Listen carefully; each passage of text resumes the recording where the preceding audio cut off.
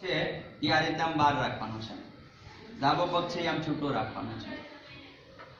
જમણા પગની હાથે ડાબા પગનો પંજો છે એ જમણા હાથના ડાબા હાથના પંજા ઉપર રાખવાનો.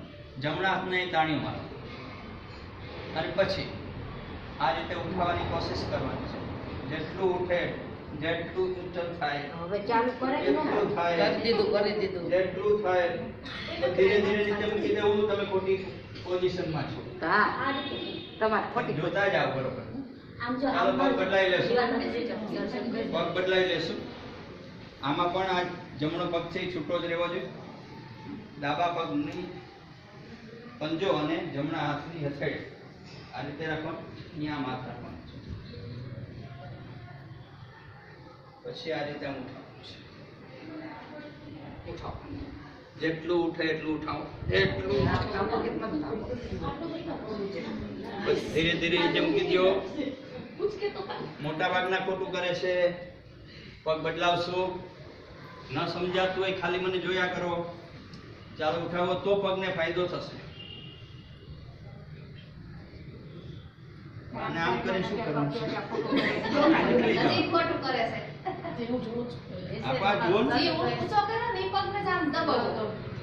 હવે એમ નહીં, હજી ખોટું કરો. આ લ્યો અને ઓલો ઢીચો પગ બદલાવી લેશું. અમારું બરોબર થાય છે. તમારું બરોબર થાય છે.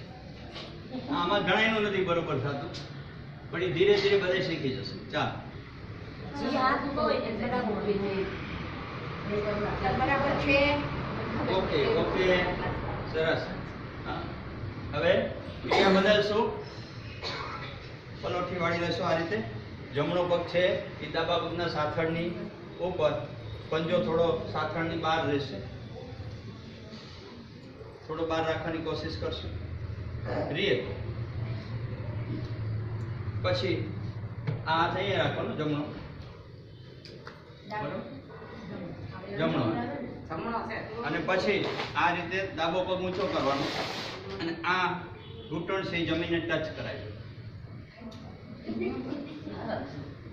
આરામથી થઈ જશે. પછી આ હાથ છે એ અહીંયા રાખવાનો. આ હાથ અહીંયા રાખવાનો અને આ રીતે અહીં કોણી ભરાવાની અને પછી આ રીતે અહીં લઈ જવાની કોશિશ.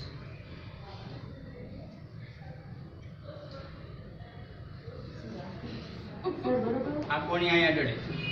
હા હા ચાલે ચાલે હાલે હાલે. Ready ready. પછી પગ બદલાવી લેશું. થોડો ડાબા પગનો પંજો છે થોડો બહાર રાખવાનો. આ એકદમ સરળ રીત છે. પછી જ્યારે કરીએ ત્યારે થોડું અઘરું પડશે, પણ સ્ટાર્ટિંગમાં તો આ સરળ છે. જો આ રીતે છે ને હાથ આમ હોય ને તો એ આમ થઈ જાય. પડવાની બીક ના રહે. પછી આ પગને અહીંથી આમ રાખવામાં નીચે.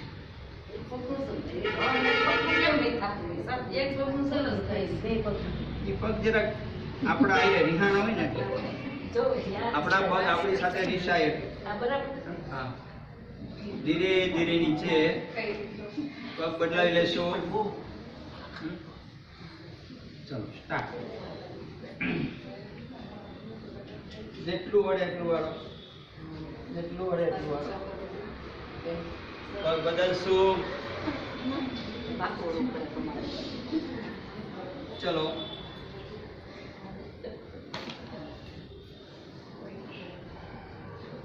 વિશ્રામ.